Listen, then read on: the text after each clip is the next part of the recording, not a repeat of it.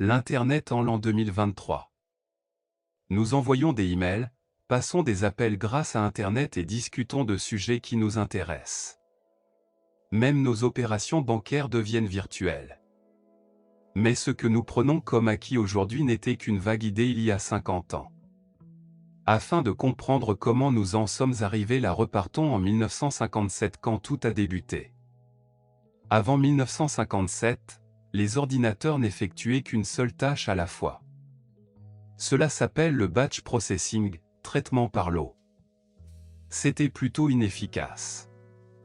Les ordinateurs devenant de plus en plus gros, ils devaient être stockés dans des salles climatisées. Les développeurs ne pouvaient plus travailler directement sur les ordinateurs, des spécialistes devaient être appelés pour les connecter. La programmation à cette époque demandait beaucoup de travail manuel et le travail à distance avec les ordinateurs produisait un grand nombre de bugs, une perte de temps et des crises de nerfs chez les développeurs. L'année 1957 marqua un grand changement.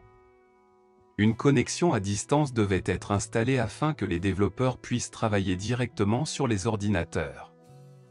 Au même moment, l'idée de time sharing, temps partagé, fait son apparition. Le partage de la puissance de calcul avec plusieurs utilisateurs est le premier concept de l'informatique. Le 4 octobre 1957, durant la guerre froide, le premier satellite artificiel, Sputnik 1, fut mis en orbite par l'Union soviétique. La crainte d'un « missile GAP » émergea. Afin d'assurer la supériorité technologique américaine, les États-Unis créèrent la Defense Advanced Research Project Agency, en février 1958.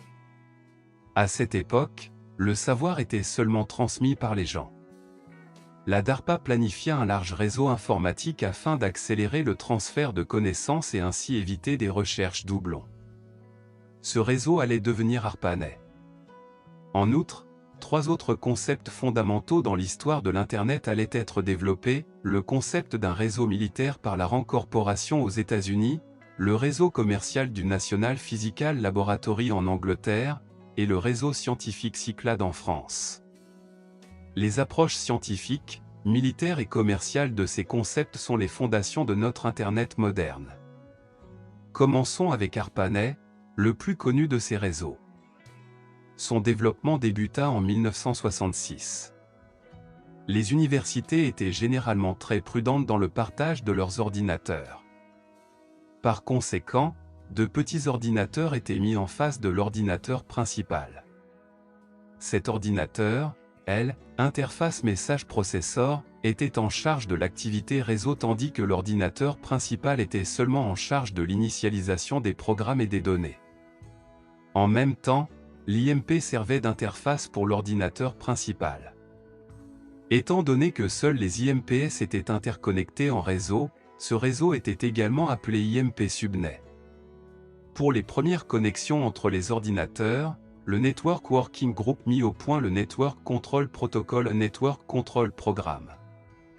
Plus tard, le NCP fut remplacé par le plus efficace Transmission Control Protocol. La spécificité du TCP était la vérification du transfert de fichiers. Faisons un petit détour par l'Angleterre. Le réseau NPL étant conçu sur une base commerciale, un grand nombre d'utilisateurs et de nombreux transferts de fichiers étaient attendus. Afin d'éviter la congestion des lignes, les fichiers envoyés étaient divisés en petits paquets qui étaient rassemblés de nouveau chez le récepteur. Le paquet switching, commutation de paquets, était né. En 1962, des avions furtifs américains découvrent à Cuba des missiles de moyenne et longue portée capables d'atteindre les États-Unis. Cela alimentait la peur d'un conflit nucléaire. À l'époque, les systèmes d'information avaient une architecture réseau centralisée.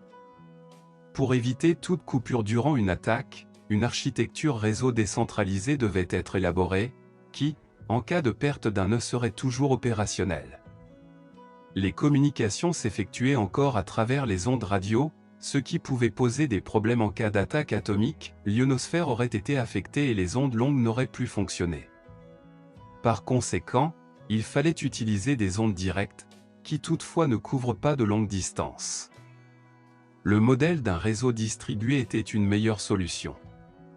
Ainsi, de longues distances pouvaient être couvertes avec un minimum d'interférences. Une autre étape fut franchie avec le développement du réseau français Cyclade. Cyclade ayant un plus petit budget qu'ARPANET et par conséquent moins de nœuds, l'accent fut mis sur la communication avec les autres réseaux. En ce sens, le terme « Internet, interréseau » est né. De plus, le concept de Cyclade allait plus loin que ceux de l'ARPA et de la NPL. Au cours de la communication entre l'expéditeur et le récepteur, les ordinateurs ne devaient plus intervenir mais simplement servir de nœud de transfert. Le protocole de Cyclade passait au travers de toutes les machines en utilisant une couche physique implémentée dans le matériel, permettant une connexion directe avec le récepteur ou une structure de bout en bout. Inspiré par le réseau Cyclade et conduit par l'incompatibilité entre les réseaux, leur connexion gagna partout en importance. Les compagnies de téléphone ont développé le protocole X.25 permettant la communication entre leurs serveurs en échange, bien sûr, d'un abonnement mensuel. Le Transmission Control Protocol de la DARPA connectait les ordinateurs au travers de passerelles, et l'Organisation internationale de normalisation, l'ISO, définit le modèle de référence OSI. L'innovation du modèle OSI était la tentative d'uniformiser le réseau et de le diviser en couches séparées. Finalement, TCP assimila les préférences du modèle de référence OSI, ce qui ouvrit la voie au protocole TCP/IP, un standard qui garantit la compatibilité entre les réseaux, les fusionnant, créant ainsi l'Internet. Le 28 février 1990, le matériel d'ARPANET est débranché. Mais Internet est en place et fonctionne.